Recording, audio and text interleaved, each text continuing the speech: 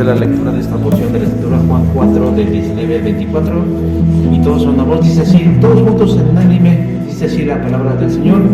Le dijo la mujer: Señor, me parece que tú eres profeta. Nuestros padres adoraron en este monte, y vosotros decís que en Jerusalén es el lugar donde se debe adorar. Jesús le dijo: Mujer, créeme que la hora viene cuando ni en este monte ni en Jerusalén adoraréis al Padre. Vosotros adoráis lo que no sabéis, nosotros adoramos lo que sabemos, porque la salvación viene de los judíos. Mas la hora viene y ahora es cuando los verdaderos adoradores adorarán al Padre en espíritu y en verdad, porque también el Padre tales adoradores busca que le adoren. Dios es espíritu, y los que le adoran en espíritu y en verdad es necesario que le adoren.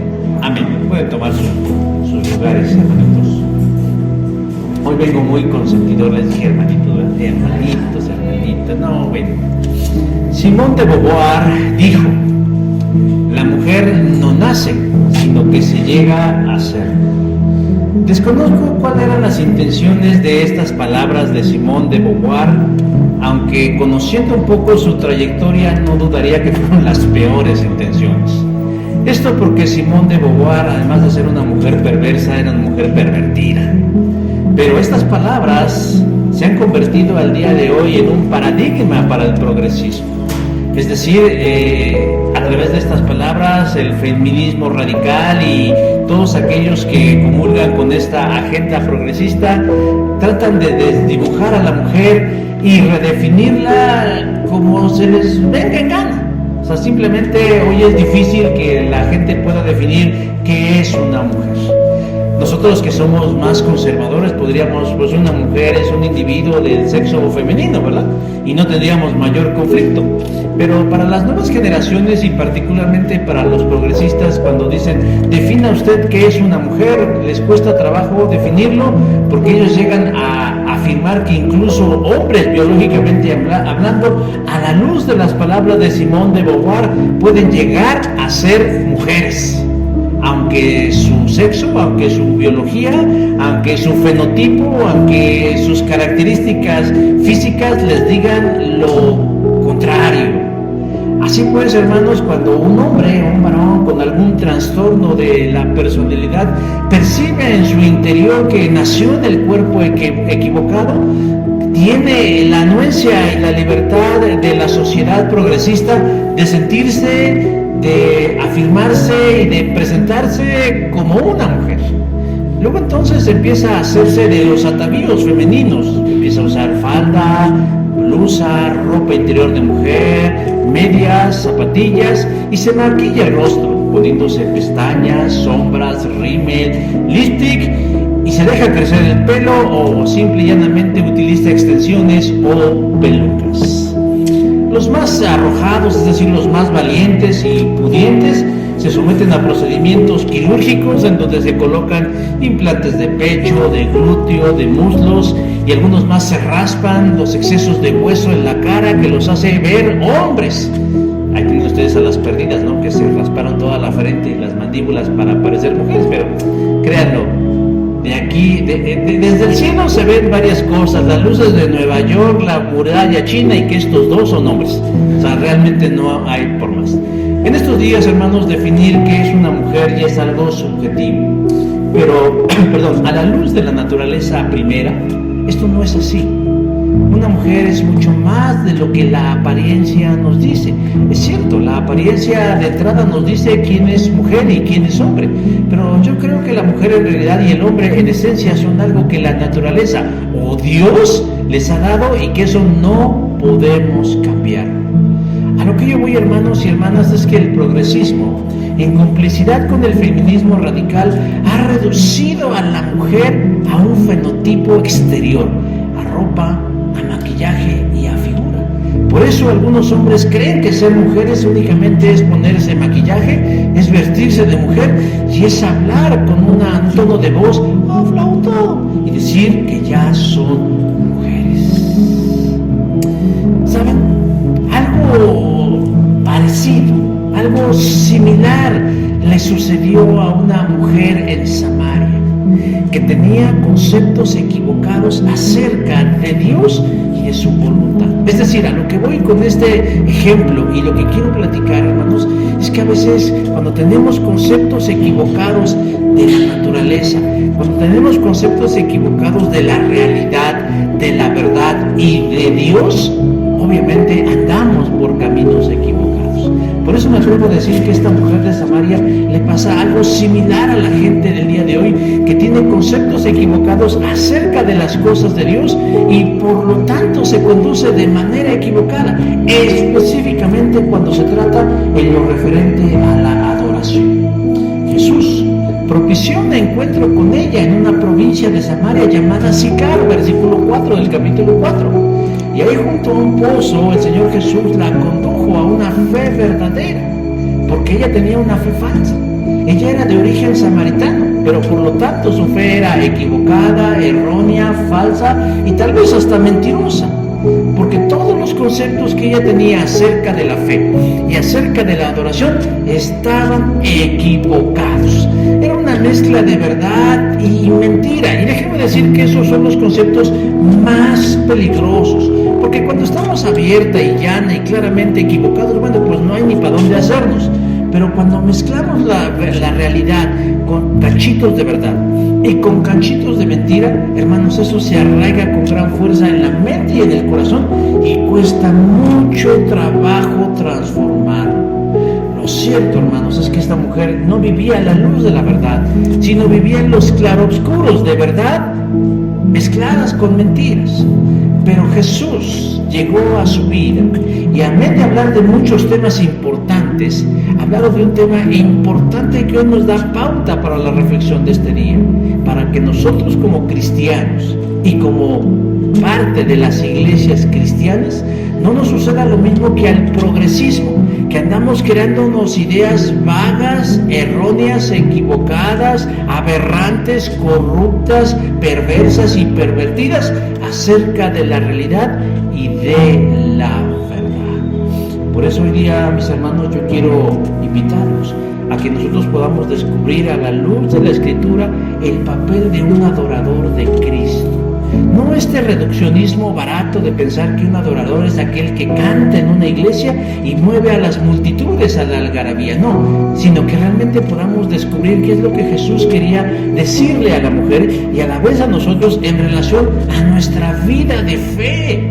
Porque nosotros debemos convertirnos en adoradores verdaderos, auténticos, genuinos, y no en copias mal hechas, como en el caso que está sucediendo con las mujeres, de que están teniendo copias chafas, feas y hombrunas de los que son ellas.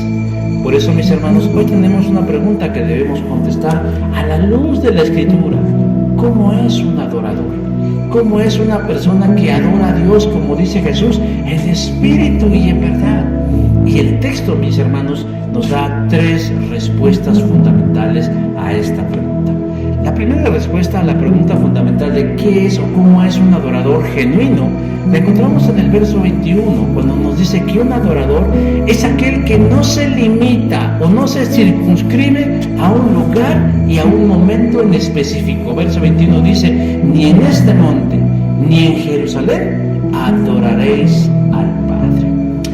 Jesús se encontró con esta mujer en la provincia de Sicar. E inmediatamente trataron muchos temas. Y de pronto Jesús tocó el tema de la vida amorosa de esta mujer, verso del 16 al 18. Y ella inmediatamente, dicen algunos, en una acción deliberada para distraer el tema, lo cambió inmediatamente. Otros más creen que no fue así, sino que la mujer pasó de temas muy banales a temas más profundos. Pero independientemente de cuál haya sido la razón, lo cierto es que ellos tocaron el tema de la adoración. Y a partir del versículo 19, ella hace un reconocimiento a Jesús. Le dice: Señor, me parece que tú eres un profeta. Y ya desde ahí empezamos a darnos cuenta que esta mujer tiene conceptos equivocados acerca de la fe. Porque ve en Jesús a alguien como un profeta. ¿Por qué dice la mujer que cree que Jesús es un profeta? Porque le acaba de decir que ella no tiene marido, que ha tenido 5 hombres en su vida y el 6º que tiene en su vida no es su marido. Ella tiene este concepto equivocado acerca de la profecía porque cree que un profeta es aquel que anda adivinando las cosas ocultas, cuando ya hemos visto en otras ocasiones que necesariamente no es así. Un profeta es aquel que habla la verdad de Dios, que la revela, que transmite a otros lo que Dios quiere decirles. Entonces ya desde ahí vamos viendo cómo esta mujer tiene creencias equivocadas, porque reconoce en Jesús una posición equivocada, diciendo: me parece, Señor, que tú eres profeta. E inmediatamente entra el tema diciendo: nuestros padres adoraron en este monte, y vosotros decís que en Jerusalén es el lugar donde debe adorarse. Ella tenía una idea equivocada acerca de la adoración. Ella creía que existían lugares específicos para adorar y lugares donde no se debía adorar. Había una pugna en su mente porque decía ella, como samaritana, que tenía la idea de que el lugar sagrado para la adoración era el monte Gerizim. Pero él decía: pero ustedes como judíos dicen que en Jerusalén, en el templo, es el lugar donde se tiene que adorar. Ahora, ¿por qué esta mujer tiene estas ideas equivocadas? ¿Por qué esta mujer no tiene en claro dónde es el lugar o cómo es la manera en la que una persona tiene que adorar a Dios? Y tiene que ver con su origen. Ella tiene un origen muy particular. Tiene un tipo de superchería o de superstición, porque cree que hay lugares y momentos específicos y exclusivos para la adoración. Y esto, hermanos, únicamente a lo que le conduce es a un reduccionismo de la adoración. Ella cree que la adoración o es en el monte Gerizim o es en el templo de Jerusalén, pero no más. Y la pregunta es: ¿por qué cree ella eso? Y para eso nosotros tenemos que hacer un poquitito de historia. Rápidamente vamos a hacer un viaje relámpago por la historia para descubrir por qué ella, como samaritana, tiene un concepto equivocado acerca de la adoración. Primero déjeme decir que los samaritanos y los judíos tienen un origen en común. Proceden de la misma línea, de Abraham, de Isaac y de Jacob. Ellos proceden de las mismas familias. Y si ustedes recuerdan un poquito sus clases o sus lecturas de Biblia, descubrirán que Jacob, que después se le cambió el nombre a Israel por un pleito que tuvo con el ángel de Jehová y le torcieron la cadera, a partir de ese momento le cambiaron el nombre por Israel, que significa el que pelea contra Dios. Él tuvo una descendencia específica de 10 familias o de 10 tribus. Él tuvo entre ellos de sus hijos y algunos de sus nietos, y ellos son los originarios de la nación de Israel. Cuando el hambre arreció fuertemente en la tierra de Canaán, ellos fueron a refugiarse a la tierra de Egipto. Y ahí nos dice la Escritura en Éxodo capítulo 1, verso 7, que ellos se multiplicaron de manera impresionante, de que pasaron de ser 10 familias a ser cientos de miles de personas. Se convirtieron en un país, de tal manera que los egipcios los vieron como una amenaza, y por lo cual les cambiaron el estado de su estancia ahí de huéspedes a esclavos. Estuvieron ahí más de 400 años prisioneros, hasta que Dios los liberó por mano de Moisés. Los llevó a través del desierto de Egipto, el desierto, a la tierra de Canaán. Y ya con Josué al frente de ellos, conquistaron la tierra y repartieron los territorios, diciendo que a cada familia o a cada tribu le correspondía una porción de tierra. Llegó el tiempo de los reyes, y entonces tuvieron como primer rey a Saúl, después como segundo rey a David, y después como tercer rey a Salomón. Cuando muere Salomón, su hijo de Salomón asciende al trono. Su hijo se llama Roboam, pero no fue un rey bueno, no era un hombre sabio, no era un hombre sensato, no era una persona que pensara en su pueblo, sino era un hombre que quería enriquecerse a costa de su pueblo. Por lo tanto, puso altos impuestos a todo el pueblo y eso creó un gran descontento en las provincias del norte, que estaban compuestas por 10 de las 12 tribus de Israel. Seleccionaron a Roboam como su líder, lo mandaron a negociar a Jerusalén, parlamentó con Roboam y no llegaron a ningún acuerdo, sino que al contrario, se rompió el reino en dos, de tal manera que se creó el reino del norte con 10 tribus y se creó el reino del sur con 2 tribus, la tribu de Judá y la tribu de Leví. Cuando hay esta ruptura, hermanos, como todo buen divorcio, pues hay que repartirse las cosas que quedan, o más bien con lo que nos dejan. Y en este caso, en el sur se quedó ¿qué? El poder político y el poder religioso. Y en el norte se quedaron, pues como la Magnífica, nada más con lo que traían puesto. Entonces ellos, en su idea de no quedarse sin una guía espiritual, empezaron a crear y a idear formas y de lo que habían escuchado y de lo que habían vivido, y empezaron a formar su propio concepto de la espiritualidad. No tenían sacerdotes, no tenían levitas, no tenían templo, no tenían altar, no tenían nada, y ellos lo empezaron a construir. Eligieron el monte Gerizim como el lugar de su adoración, como el centro de su fe y de su espiritualidad, pero no tenían quienes ministraran. Así pues, escogieron al primero, bueno, tal vez no tanto así, pero eligieron sin los perfiles que la ley de Dios había establecido. De tal manera que todos esos conceptos equivocados que ellos se fueron creando acerca de la adoración, la fueron implementando como práctica de su vida. Entonces ahí se quedaron ellos, y eso los llevó a un alejamiento de Dios absoluto. Venía un rey, venía otro rey, venía otro rey, y luego venía otro rey, pero todos peor que el anterior, alejándolos cada vez más y más y más de la verdad y más de la fe en Jehová de los ejércitos. Así pues, llegó el año 722 a.C., fueron invadidos por los asirios y entonces los borraron prácticamente de la historia a las 10 tribus de Israel. Obviamente hubo gente que sobrevivió o gente que surgió de esa sobrevivencia, y esos pocos que quedaron pues ya no hicieron mucho por redefinirse como judíos, más bien como israelitas, y empezaron a mezclarse con las demás naciones, y de ahí se dice que surgieron los samaritanos.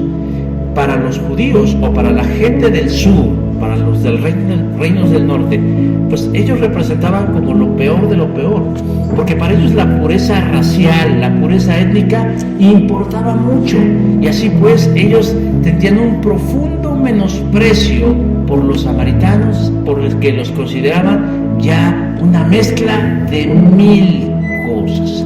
Por eso, cuando llegamos al punto de la mujer samaritana, nos damos cuenta que ella ha sido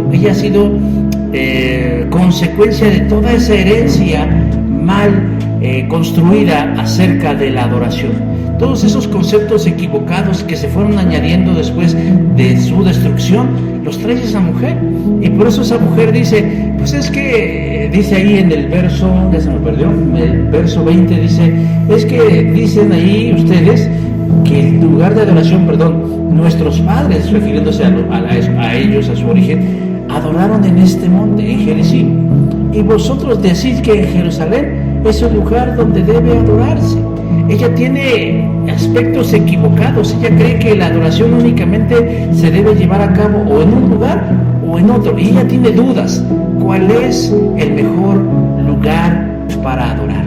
¿Cuál es el mejor lugar para que alguien vaya a presentarle sus respetos a Dios? Pero Jesús está ahí, y Jesús, que es la verdad encarnada, le trae luz a su entendimiento y le responde de manera clara y específica. Verso 21, créeme que la hora viene cuando ni en este monte ni en Jerusalén adoraréis al Padre. La respuesta de Jesús es reveladora, al mismo tiempo que, yo no sé si liberadora para ella, pero en ese momento es como un shock.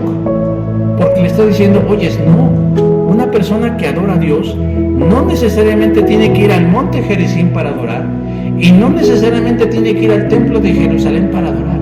O sea, en ese momento lo que ella tenía como algo establecido, como un paradigma, como un fundamento de su fe, Jesús se lo está rompiendo. No tienes la necesidad de ir a uno u otro lugar.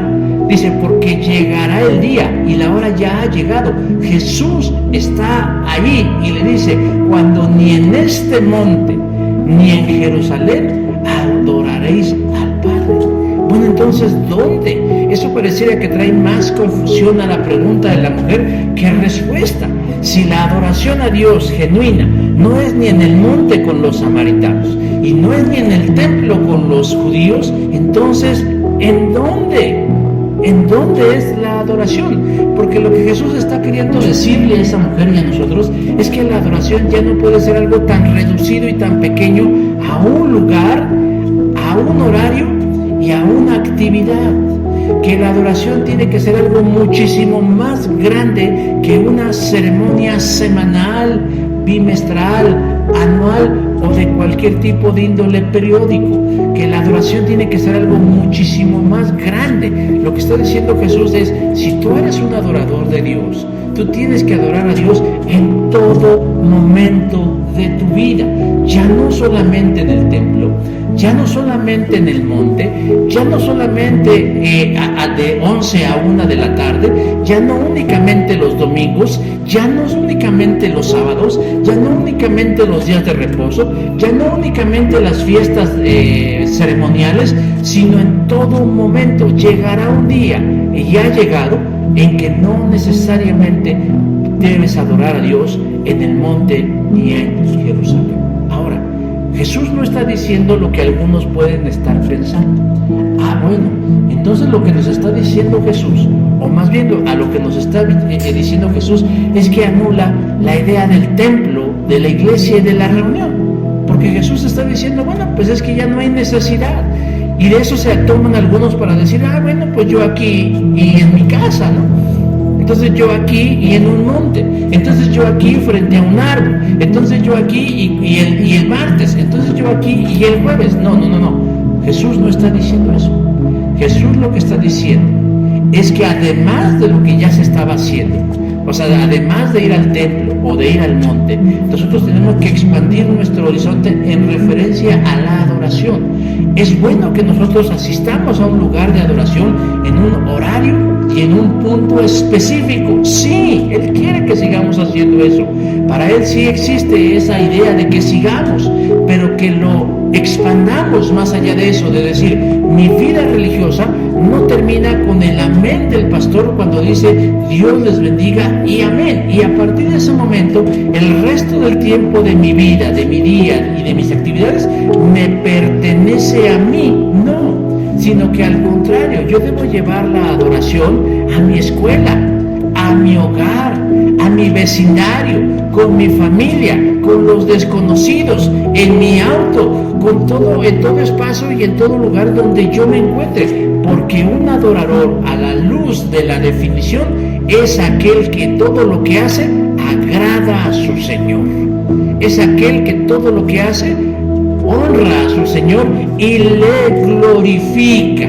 Ese es un adorador. De tal manera que cuando yo cumplo con mis tareas o con mis deberes, estoy adorando al Señor. No únicamente cuando canto o entono cantos con un contenido cristiano o bíblico. No únicamente cuando vengo y toco una pandereta o toco un instrumento o interpreto o dirijo una alabanza congregacional. Eso sí, pero también cuando cumplo con mis quehaceres, cuando pago mis impuestos, cuando trato con justicia a las personas, cuando le permito el paso a alguien que lo necesita, cuando ayudo al necesitado, cuando soy sensible ante las circunstancias de la vida. Por eso Jesús dice, llegará un momento que ni en el monte ni en el Jerusalén adoraréis al Padre. Si estás tú en la fila de las tortillas, estás adorando al Padre. Si estás lavando los trastes, estás adorando al Señor. Si estás haciendo tu tarea, estás adorando a Cristo. Si estás estudiando para un examen, estás adorando al Señor. De tal manera que nosotros debemos llevar nuestra adoración a todos lados. Y tenemos que definir que eso nos convierte ¿qué? En adoradores. Pero si yo robo, no estoy adorando al Padre. Si yo miento, si yo engaño, si yo hago fraude, si yo hago cosas obscuras o poco santas, no estoy adorando al Señor. Hermanos, lamentablemente, así como les decía hace un rato, lo que el progresismo está haciendo, por ejemplo, con la identidad de género, en el caso específico de los hombres y de las mujeres, lo mismo está sucediendo en los ámbitos de la fe. Porque así como así están pululando muchos lugares donde te dicen, es que un adorador es aquel que lo hace en la iglesia. Sí, pero no solamente en la iglesia, sino que lo hace fuera de la iglesia. No nada más el domingo y no nada más en el templo, sino en todos aspectos de la vida. Por ejemplo, el neopentecostalismo, que ha pululado como la hierba, ha reducido la adoración a eso, a creer que un adorador es quien canta inspiradamente en un lugar específico, pero después pues ya puede hacer lo que se le pega la gana, ocasionando una doble moral o comportamiento, ya que hay gente que dice, pues yo solamente vengo a adorar y a cantarle a Jesús con gozo en el templo y en el día de la reunión. Y el resto de la semana, ¿qué? Quienes así se conducen son como los samaritanos, que aunque tienen un origen común con los judíos, se comportan a través de conceptos equivocados acerca de la adoración. Para un pentecostés, por ejemplo, lo valioso de un culto no es la palabra de Dios, es la música. Así como para un católico, lo importante no es la exposición de la palabra, sino la mesa de la Eucaristía. Para un cristiano y un adorador, lo más importante es lo que Dios tiene que decir, no lo que nosotros tenemos que hacer. Un verdadero adorador trasciende los muros de su templo y los horarios de su iglesia y los permea su vida en todos los espacios donde Dios los ha colocado. Por eso Jesús dice, llegará un día, y ya llegó, que ni en este monte ni en Jerusalén adoraréis al Padre. La segunda respuesta que nos da el texto en relación a cómo es un adorador, es que un adorador sabe lo que adora. Versículo 22 dice, nosotros adoramos lo que sabemos. Jesús, en su respuesta a la mujer, que le echa por tierra sus argumentos supersticiosos acerca de dónde hay que adorar, inmediatamente le revela otra característica de un auténtico adorador. Un auténtico adorador sabe por qué, cuándo y cómo. Ella no sabía, y Jesús se lo dice, vosotros adoráis lo que no saben. Ustedes no saben lo que es adorar. Yo creo que eso fue como un balde de agua fría, porque no vamos a poner en duda la sinceridad religiosa de la mujer, no la conocemos. Pero siendo positivos, vamos a asumir que era una mujer sincera, que iba al monte Gerizim a adorar a Dios, ¿no? Pero imagínense, por eso digo, es un balde de agua fría que de pronto llegue Jesús y te diga, tú adoras lo que no sabes, o tú no sabes adorar. Wow, o sea, imagínense que de pronto nos llegara alguien y nos dijera, ustedes no saben lo que es la adoración. Pues primero nos sentiríamos muy mal. Y ya vimos por qué no sabe. Porque aunque tiene un origen común con los judíos, los samaritanos no tuvieron una instrucción de los encargados, de los asignados, de los elegidos por Dios para enseñarles la tarea de la adoración. Ya dijimos que cuando el reino se dividió, los levitas y los sacerdotes se quedaron en la parte sur de esa división. Y se quedaron ahí porque cuando se hizo la repartición de las tierras, a ellos no les tocó tierra. Según Deuteronomio 18:1 dice, toda la tribu de Leví no tendrá parte ni heredad en Israel. Tenían que vivir en y del templo. Ellos tenían que desarrollarse en ese espacio, porque lo suyo era ¿qué? La liturgia, el servicio a Dios. Ese era su trabajo. Ellos eran los encargados. 24/7 ellos estaban completa y absolutamente dedicados a la adoración y a todo lo referente al templo. Ofrendas, sacrificios, ceremonias, días por guardar, etcétera, etcétera, etcétera. Ellos eran los encargados. Pero como a veces llega gente que cree que puede prescindir de los expertos, como hoy en nuestros gobiernos, pues decimos, ellos los del norte pues prescindieron de los expertos y dijeron, bueno, pues no tenemos levitas, no tenemos sacerdotes, pues vamos a inventarnos nuestra propia idea de la adoración. Y con todo el ingenio y lo que su memoria les pudo dar, ellos construyeron su propio Frankenstein de la adoración. ¿Sí saben quién es Frankenstein? Es este monstruo que tenía una mano de una pata de otra, una oreja de acá, un ojo de allá, y era un monstruo espantoso. Bueno, así era la adoración de los samaritanos y así es la adoración de algunos. No toman en cuenta lo que Dios les dijo a algunos sobre el cómo se debía adorar. Así que ellos tomaron pedazos de aquí, de allá, de lo que se acordaban, y desde luego pues estaban muy alejados de Dios y de su propósito. ¿A dónde los llevó eso? A adoptar la idolatría. ¿Sabían ustedes que, por ejemplo, en sus altares y santuarios en Jericim y lugares altos, ellos tenían altares dedicados a deidades paganas como Astarot, como Nimrod, como Baal y como Bosén? O sea, realmente había ahí un ramillete de cosas. Interiormente ellos eran sinceros y creían que estaban adorando a Dios en cualquiera de sus manifestaciones. Por eso Jesús les dice, ustedes adoran lo que no saben. Y después les dice algo que puede parecer petulante: nosotros adoramos lo que sabemos. Nosotros sí sabemos lo que adoramos, porque la salvación, dice Jesús, viene de los judíos. Híjoles, otra cachetadota a la mujer samaritana. No solamente le dicen que no sabe hacerlo, sino que llega un judío y le dice, pero nosotros sí sabemos porque la salvación viene de los judíos. Jesús era judío en la carne. Se identificaba como judío. Por cierto, que en esta semana estaba yo escuchando que existe una corriente pues, teológica, particularmente alemana, ahorita van a ver por qué, católica, que decían que Jesús no era judío, no había sido judío. Dice, no, Jesús no es judío, Jesús no era judío. Pero nos dicen, ¿cómo ellos pueden omitir o negar o querer desaparecer toda la evidencia de que Jesús en la carne era judío? Era judío. Pues aquí tenemos una prueba, porque le está diciendo, nosotros sí sabemos, porque la salvación viene de nosotros. Jesús se identificaba como judío en la carne. En el espíritu no. En el espíritu él es ¿qué? Universal. Él es católicos. La palabra católico significa universal, que es una palabra griega, que después la iglesia mayoritaria se lo secuestró, ¿verdad? Secuestró el término católicos y dijimos, los únicos católicos somos nosotros. Que por cierto, esta es una contradicción, porque no son católicos. Ellos son exclusivistas, porque si fueran católicos serían más abiertos. Pero bueno, eso es otra cosa.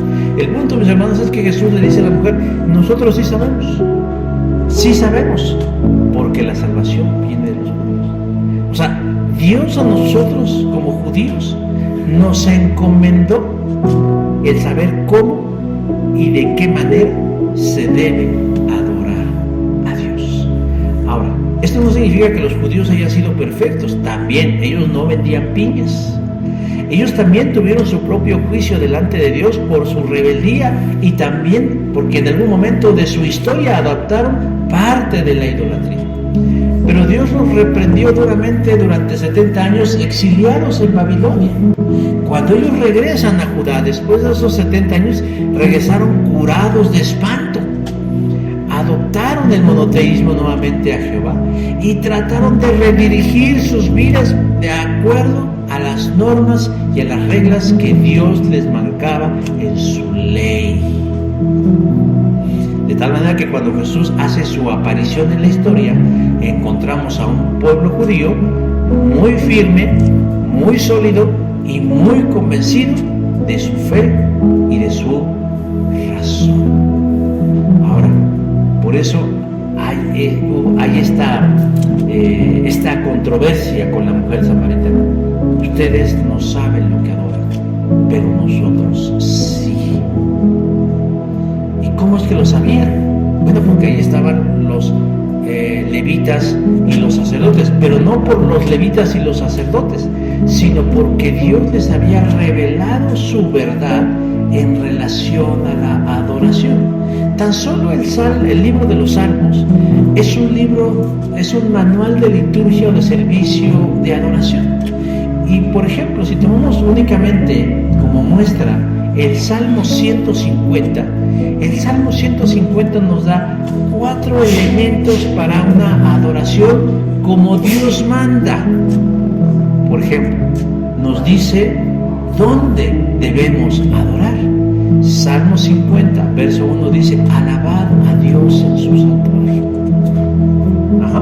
O sea, estamos yendo con los expertos.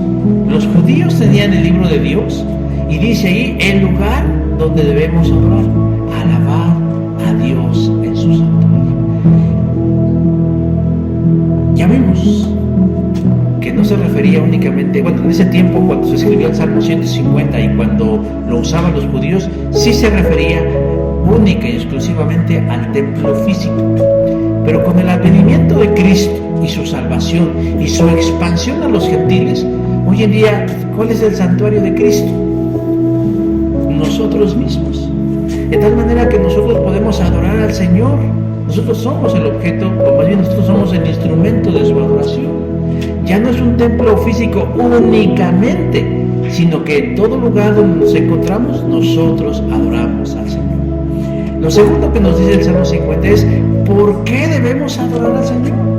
Verso 2 dice: por sus proezas, por la magnificencia de su nombre, por las grandes maravillas que Él hace en favor nuestro y de las cuales nosotros somos beneficiarios inmerecidos.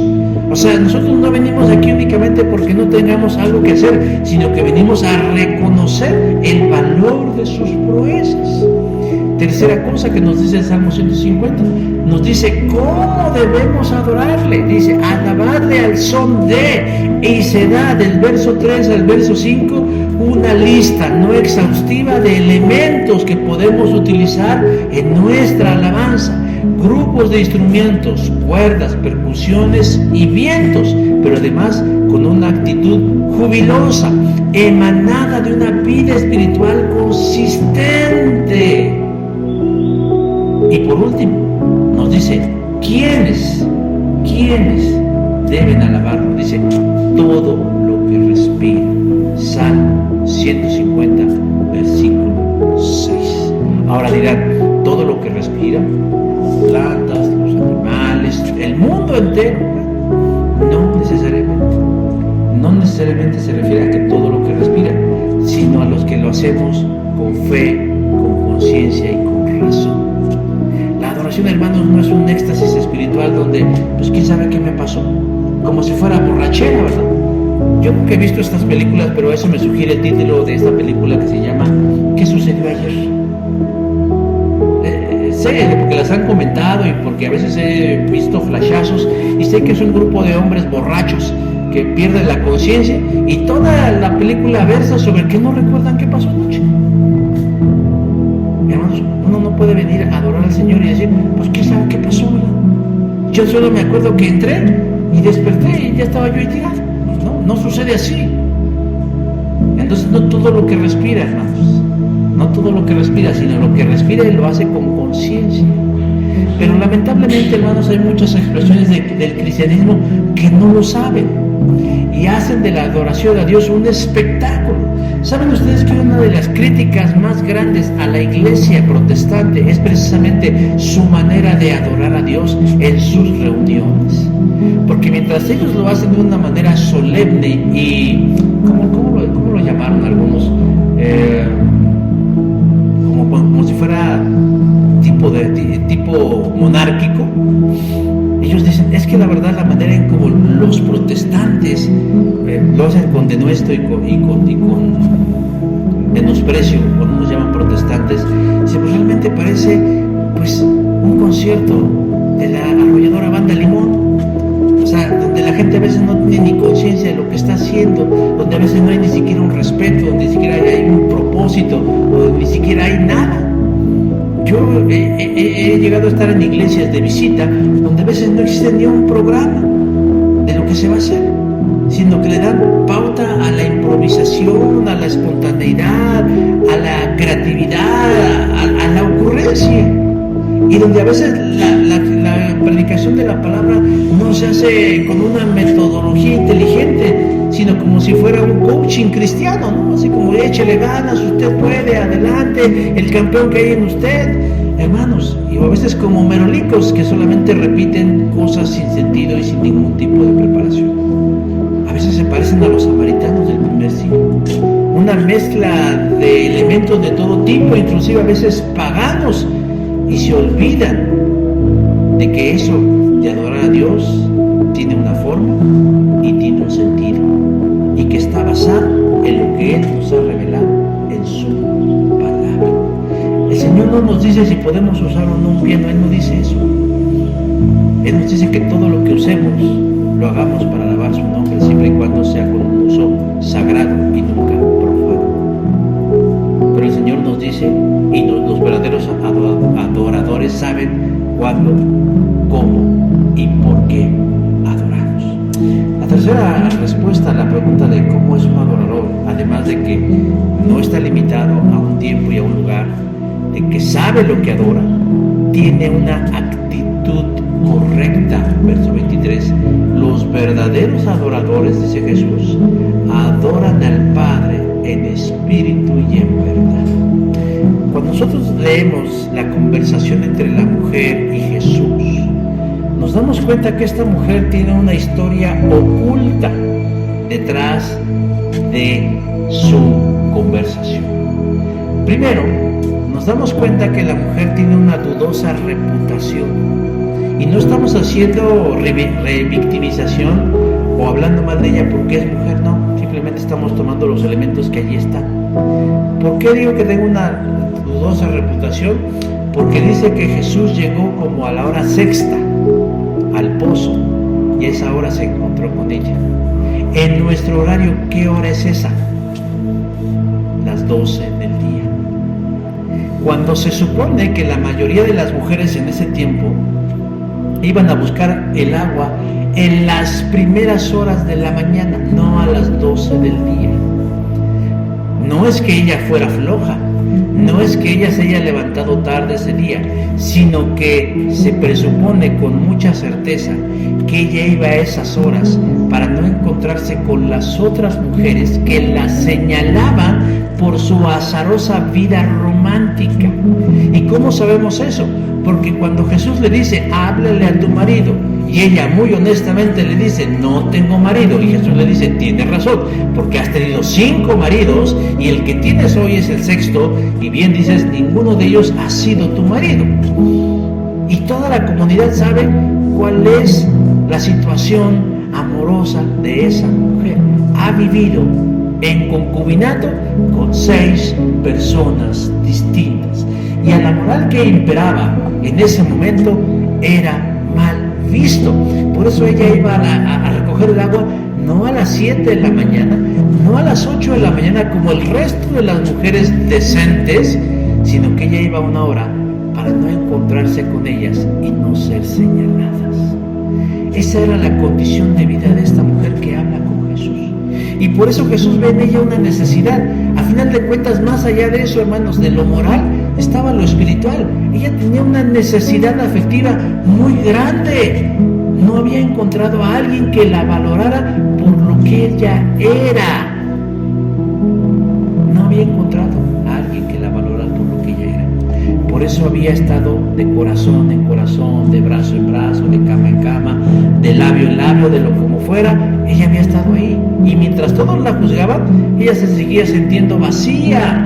Por eso cuando Jesús habla de el agua, ella le dice, pues dame de esa agua, porque no quiero volver a tener sed jamás. Sé sincera con el Señor Jesús, se encuentra con Jesús, que es el único que puede darle a ella lo que está necesitando, un sentido y una razón para vivir. Bueno, pero antes de eso, hermanos, muy seguramente la mujer, con esta vida que llevaba, ella tenía una vida espiritual o una vida religiosa. Ya vimos, con una serie de conceptos equivocados. Pensaba que alguien como Jesús era un profeta. Pensaba que el monte Gerizim era el único lugar donde había que adorar a Dios. Pero además sus formas en cómo lo hacía habían nacido de una historia torcida y mala. Bueno, lo último que Jesús quiere mostrarle es que ella tiene que ser una adoradora genuina cuando lo haga en espíritu y en verdad. Porque muy seguramente ella iba al monte Gerizim con toda la sinceridad del mundo. Adoraba como Dios le daba a entender o como su cabeza le daba a entender, pero cuando salía de ahí seguía siendo la misma persona. Seguía buscando el amor. Seguía con uno y seguía con otro. Seguía con alguien que no era su marido. No sé si me estoy dando a entender. No había un cambio en ella. No había una transformación. No había un convencimiento de su pecado. No había una decisión al arrepentimiento. Simplemente iba y cumplía con su deber religioso, y después el resto de la semana ella seguía en el mismo error de siempre. Viviendo las mismas cosas, de la misma manera y de la misma actitud. Por eso Jesús viene a su vida, la rescata y la quiere convertir en una verdadera adoradora, haciendo que ella cambie realmente, que ella realmente sea otra persona, que realmente tal vez deje o arregle su situación con esta persona con la que está viviendo y haya algo que la ajuste a los planes de Dios. Hermanos, a veces la gente viene a la iglesia y viene de cuerpo presente y escucha la predicación y entonan los cantos, y es más, yo hasta levanta las manos y cierro los ojitos, y a lo mejor hay sinceridad en su corazón porque en ese momento se siente bien, pero saliendo de aquí, una vez terminada la vida, el momento o el tiempo del servicio cristiano, y llegan a sus hogares, la violencia vuelve a hacer aparición en ella, los malos pensamientos, o al otro día en el trabajo, la lujuria o la corrupción o cualquier defecto de carácter se vuelve a presentar el lunes, el martes, el miércoles, el jueves, el viernes, el sábado, y entonces el domingo en la mañana se prepara nuevamente para seguir su vida religiosa e ir a adorar al Señor, y el Señor dice: no, ese no es el tipo de oración que yo estoy buscando. Yo no sé, tiene que haber en ti algo. Yo quiero a alguien de integridad, alguien que sea el mismo aquí que allá, y que no le importe y que no le interese, que no se amolde a lo que su entorno le está marcando, sino que se mantenga en una línea recta. No se trata de ser honestos, se trata de ser íntegros. Si yo soy cristiano en la iglesia, debo ser cristiano en mi casa. Y si soy cristiano en mi casa, debo ser cristiano en mi trabajo. Y si soy cristiano en mi trabajo, en la calle. Y si trato como cristiano a mis hermanos en la fe, a mis hermanas en la fe, inclusive a mis adversarios o a mis enemigos, si es que los tuviera. Alguna vez alguien dijo: pastor, queremos venirnos a vivir a la iglesia. ¿Por qué? Porque mi papá ahí se porta bien y en la casa no. Ahí no nos dice malas palabras. Al contrario, ahí hasta nos sonríe y nos trata con bondad. Quisiéramos venir a vivir a la iglesia, al templo. Y así no debe ser, hermanos, porque esa no es integridad. El tipo de adoración que no honra a Dios enaltece una doble moral, porque son unos en la iglesia y otros en el mundo. Y a la palabra lo que estamos viendo, esos no son adoradores.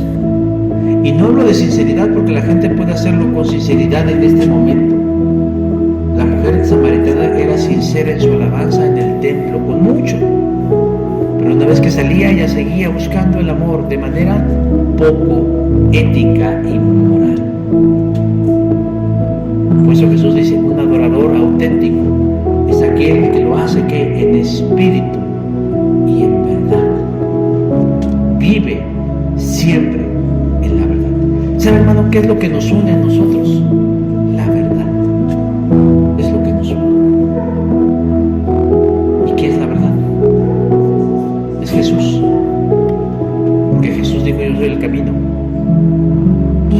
verdad y yo soy la vida. El apóstol Juan le escribió muy contento a una de las iglesias y le dijo: no hay nada que me cause más alegría que oír que mis hijos siguen la verdad. Tercera de Juan, versículo 4. No hay nada que me cause más alegría que oír que mis hijos siguen en la verdad. Fíjense que hoy que vamos a tener nuestra reunión y que leí esto, digo, les voy a decir a los hermanos que como resultado de la pandemia perdimos el 50% de nuestra membresía. Casi el 50%. Ahora todos se los voy a enseñar, para que vean que no miento. Nos preguntamos dónde, cuándo, a qué horas, cómo. Las razones tal vez creo que no importan tanto. Pero me fui más allá y dije, de la gente con la que yo he trabajado con cercanía, es decir, con quien he estado hombro con hombro tratando de llevar hacia adelante este proyecto llamado Dios es Amor en la Colonia del Mar, en la delegación Tláhuac, no todos están a mi lado. Cuando yo leo esto, dije, es una constante en esta iglesia. Y cuando habla ahí de estamos capacitando hermanos y no sé qué, yo dije, ¿y dónde está la gente de aquí? Bueno, algunos podrían decir, pues algunos murieron, porque esa es la regla natural de la vida. Pero los que no murieron ni se fueron. Yo no podría escribir como Juan que me cause gran alegría saber que mis hermanos, yo no voy a decir mis hijos, que mis hermanos andan en la verdad, porque no andan en la verdad. Si yo pudiera decirles nombres, les diría: ninguno de ellos se está reuniendo en ningún lado. Y no hablo del hermano que venía y se sentaba a escuchar el sermón, hablo del que en algún momento ostentó un título de líder o de encargado o de maestro o de algo en la iglesia, unidos en yugo desigual, en la vagancia, escondiéndose, viviendo su vida. Y yo digo, ¡qué barbaridad! Pues entonces no aprendieron que la adoración genuina no es aquella que se cumple viniendo únicamente el domingo a las 11 a celebrar el culto, sino que la adoración genuina es aquella que se ejerce en espíritu y en verdad en todo momento y en toda circunstancia. Qué difícil es adorar al Señor cuando tenemos problemas, hermanos, cuando nos duele una pata, cuando no tenemos dinero, cuando no hay salud, cuando las cosas van mal. Pero esa es tal vez la adoración que más agrada al Señor, porque nos despojamos de nosotros mismos y levantamos nuestros ojos al cielo y decimos: Señor, tú tienes control de todas las cosas. Hermanos, el dispensacionalismo nos ha, y a lo mejor ustedes no lo saben, pero nos ha enseñado una idea equivocada acerca de Dios. Pensamos que hasta que Dios venga en el milenio, Él empezará a reinar, y mientras vivimos chino libre. No, Señor, no, señora, Jesús reina hoy. Él está reinando hoy, Él está sentado a la diestra de Dios, que cantamos hace rato, sentado en su trono, rodeado de luz. No dice, se sentará en el trono y será rodeado de luz, no, sentado hoy en su trono, rodeado de luz.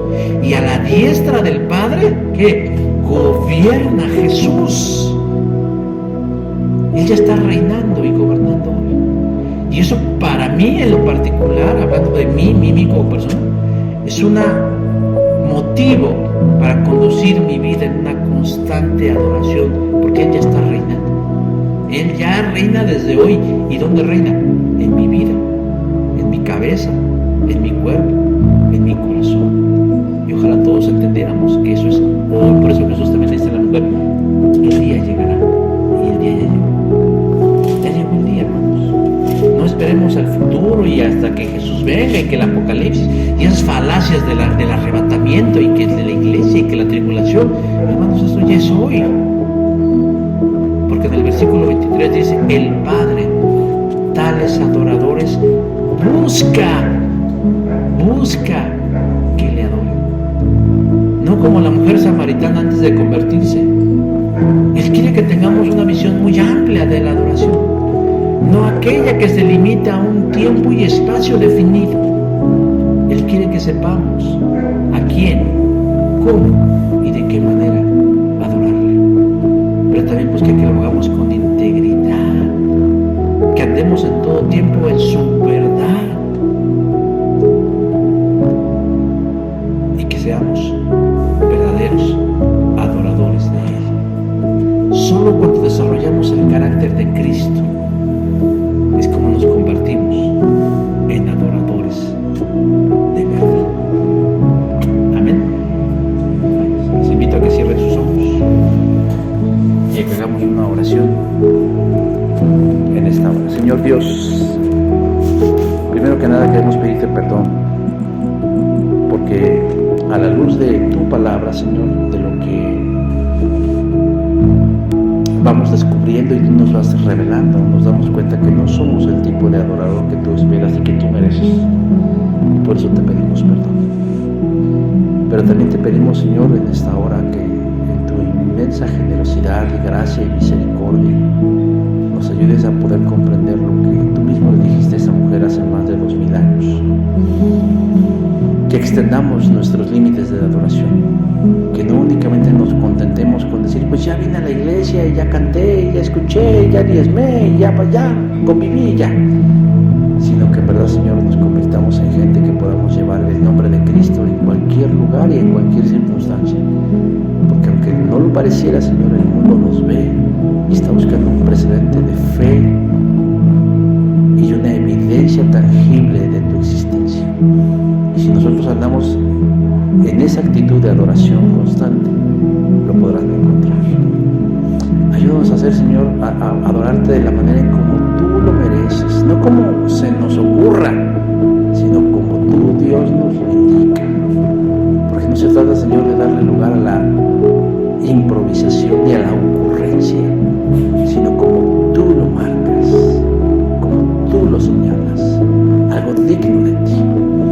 Pero además, ayúdanos a construir nuestro carácter en integridad, en una sola línea, Señor, que no seamos de doble ánimo ni de doble moral, para de tal manera que la gente quiera estar con nosotros sin importar el ámbito donde nos desenvolvamos, porque siempre verán en nosotros esperanza